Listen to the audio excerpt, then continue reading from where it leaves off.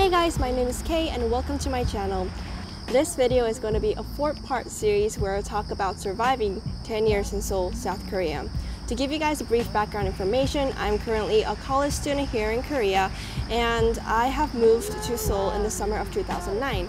And this summer I turned 20 years old, which means I spent my whole teenage life here in Seoul. So most of the stories and experiences that I will be sharing will revolve around my school/adolescent time here in Korea. Please enjoy. Before Seoul, it was a lot of moving around for me. I was born here in Seoul, but I spent my first 5 years in Gyeonggi-do, which is the province surrounding Seoul. And at age 5, my family moved to Tokyo, Japan, where I attended an international school. I was exposed more to Japanese/American/international culture more than I was exposed to Korean culture. And at age 10, my family moved here to Seoul, South Korea.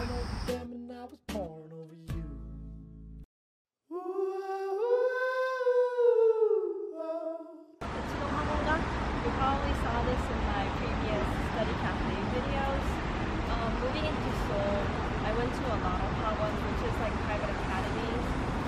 I can say for sure one of the hardest times of my life because of 2 reasons: language barrier and reverse culture shock. I already finished 4 years of school back in Japan, but I was put into the 4th grade again because the school system is different here in Korea.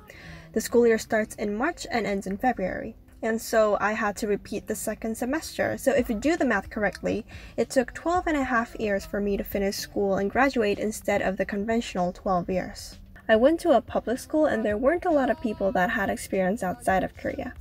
If you go to a public school in Korea, almost everyone is from the same race, have the same hair color, from the same cultural background, same everything, and this was new to me. I experienced reverse culture shock by how not diverse my surroundings were. Back in Japan, I had a lot of international friends, so it was normal to be different from everyone, and I actually enjoyed learning different cultural backgrounds. I'm not trying to generalize anything, but I was surprised by how almost all of my friends and teachers were biased towards me when I told them that I was from Japan. The international relations is still a heated topic right now, and I am not going to go any deeper into the political debate. I had almost no idea how much controversy there was between the 2 countries.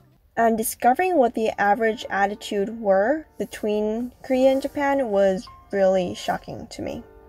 But what made me even more upset wasn't that my Korean friends didn't understand Japanese culture, it was that my Korean was not good enough to explain anything to them. All it takes is one flight, we'd be in the same time zone.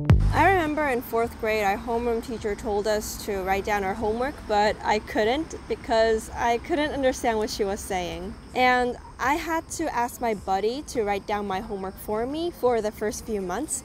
And I can't explain how humiliating that was for me back then when I was still a child. And people would look at me and they would judge. They would say, "Oh, you're so confident and so good at English and Japanese, and yet your Korean is so bad." And I felt really bad about that. I felt terrible that I wasn't even good at Korean. But spoiler alert, my English and Japanese wasn't even that good. So I felt like I don't even know, I don't even have a single language that I can speak properly. Back in Japan, I used Korean with my family at home, and that was it. I would use English in school with my friends and in class, and I would use Japanese in my daily life. So it was a big struggle for me to learn 2 new languages, my 2nd and 3rd language, at the age of 5, and I was struggling so hard to try to fit in and try to be better at the language.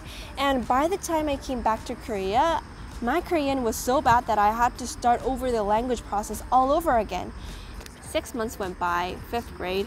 My Korean was getting pretty good, and I was getting used to the culture and the language, and I fit in quite well.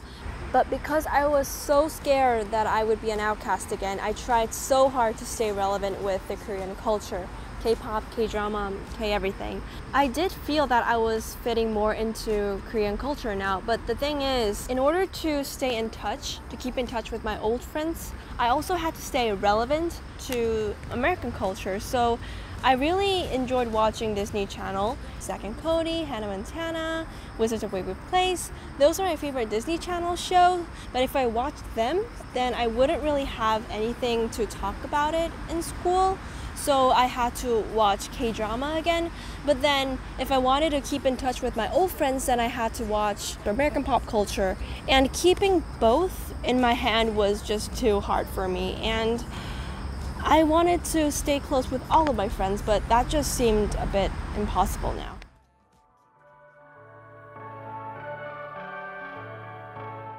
I think I was 12-ish when I had my first post-Korea identity crisis. In school in Korea, everyone thought of me as, oh, the kid from Japan. I was really proud of having international experience because not a lot of kids had that, and I was happy. I was proud of myself. But then one day I went back to Tokyo to visit my friend that was still living in Japan, and we were hanging out like the old days, and she told me, "You're not like us anymore. You're so Korean now." I know she didn't have any bad intentions, and I know she was honest, and I understand what she was trying to say. But as a 12-year-old, hearing that was really harsh. That was like I got really upset. I was hurt when she said that to me. So everyone in Korea thinks of me as the international kid, but all of my international thinks that I'm really Korean. So where does that put me? I feel like I didn't really fit into any of those two categories. And it was really difficult for me to go through that struggle. And before I knew it, I went off to middle school.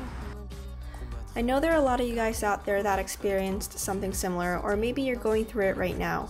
In my case, I think it was after I got into college where I found more people that had gone through similar struggles, and talking to them helped a lot. If you're trying to find someone that will listen to your story, feel free to post a comment down below and I will reply, or DM me on Instagram at KKimVibes. And let's try to go through this together as a team.